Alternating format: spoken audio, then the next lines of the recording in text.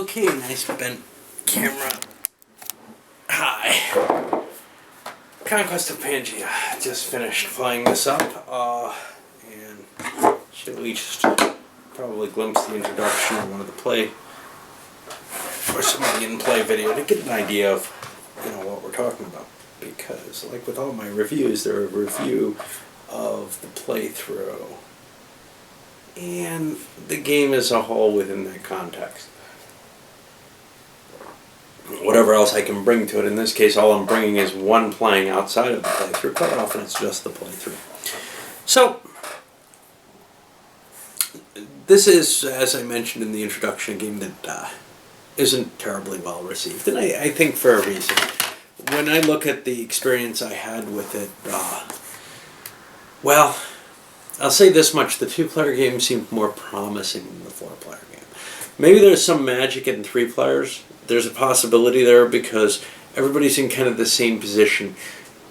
If you attack the other person, you're handing something as a bonus to the guy who's not involved, basically.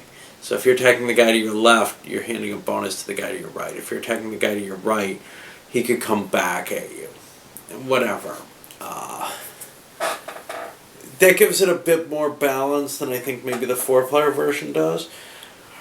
What we saw, though, was kind of unpromising in the sense that in the two-player game, I saw the kind of control that I've gotten used to in an 18xx game when one person dominates the game. Basically, one person's holding the cards, the other person can play, waste some cards on an attack, and maybe lose a piece. Pieces became very valuable in the two-player game. They didn't feel anywhere near as valuable in the four-player game. They didn't run out. That, I think, is a real difficulty, and as I said, I think that loses one of the things that just blew my mind on this game when I was first playing, which was opposed. And that was, it's so hard to decide to do something. You can't make an attrition attack because you're losing a piece, and pieces are valuable as hell in that two-player game. Well, in the four-player game, they're not. They're not all that valuable at all. So attritional attacks might make sense. And the whole tenor of the game kind of changes, and I found something so interesting about a game where you're frozen by your resources. A game of this nature, as opposed to, a World War II East Front game where you've outrun your supply, right? This felt like, but this, you're done with them forever. You have a limited number of resources. Now, in the four-player game, it just didn't show up, and I don't think it would in the three-player game either, because not enough pieces are gone. I would say probably, just a guess off the top of my head, you'd probably be safe taking 5 pieces out for the three-player game and 5 more pieces out for the four-player game, down to 20 pieces for the four-player game. Let's look at the components, think about that a little bit. They're sturdy and serviceable. The little map's kind of cool with the tracing for the continents in it, and you end up just placing them in there. The continents themselves are just awesome to me. I love the little, hex to keep the pieces in, and then the terrain. What does this not do for me? So, we've already said it's kind of iffy as a game, right? I think you can tweak it and make something interesting out of it on that side. I think the two-player game was interesting. And I think that by reducing the piece count, it might still be you might be able to recreate that level of interest in a higher number of players. There is a problem, though. We saw what happened at the end of the game, where every single player was hoping the game would end after their turn. They had a chance to end the game after having done something with a victory. It just became a draw-off, whoever got the card that ended the game won. There was nothing. The only thing that happened was one player got knocked out very early. Why? Well, largely because of their setup luck, more than any choices that they made in the game or that other players made. They weren't particularly helped or protected by anyone, but I wouldn't expect that. If they were easy pickings, they're going to get taken, right? And that's what we saw. And I don't feel like the play was unreasonable at any point in the game, but it came down to a very balanced game where it was just a matter of whoever could get the card for the time that pushed them over. And, you know, the way things worked out, it was very likely that would be red, for no real reason other than the way the time cards came out over the course of the entire game. That's kind of unpleasant. I mean, you don't want a game to be this effort working its way all the way through. A game that's primarily a game, which is something we can discuss about this in a moment.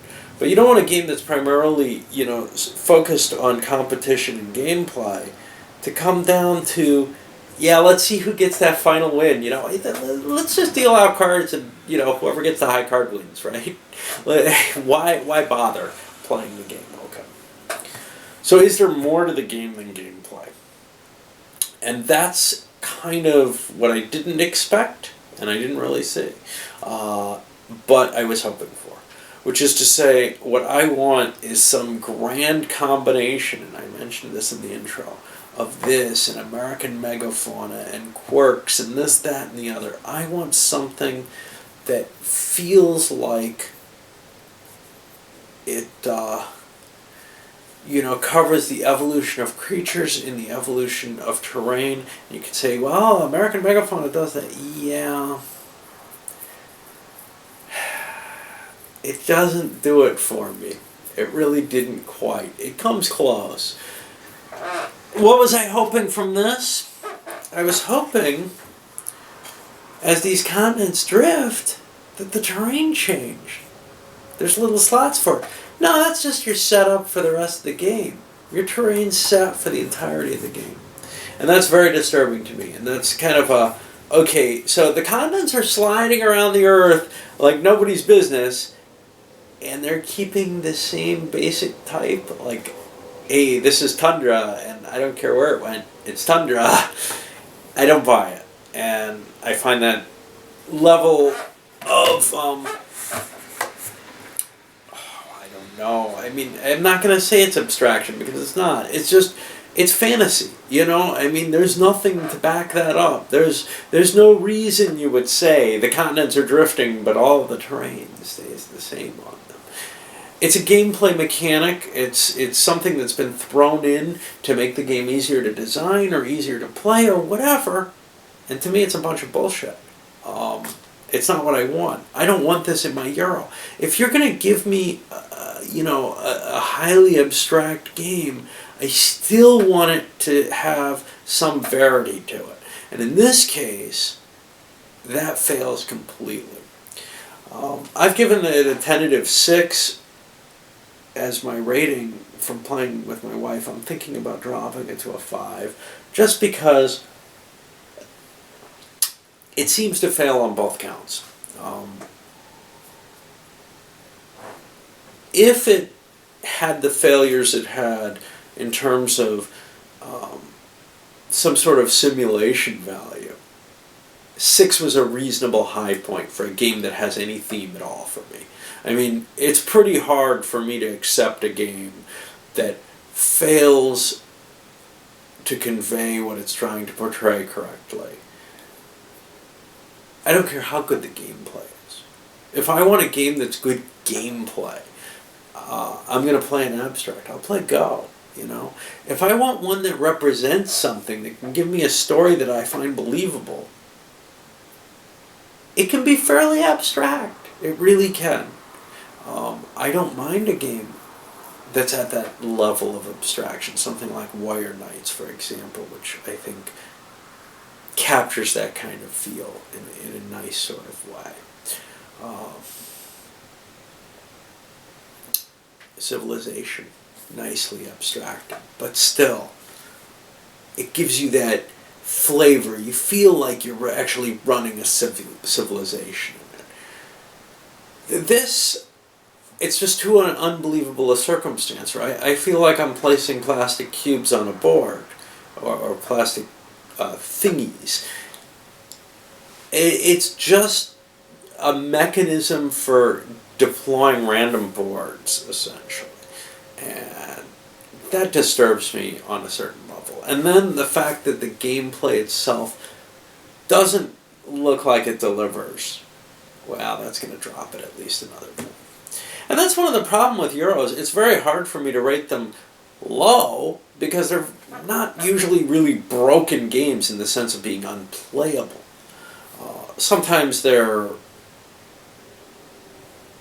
broken in the sense maybe one person can always win or something, I guess.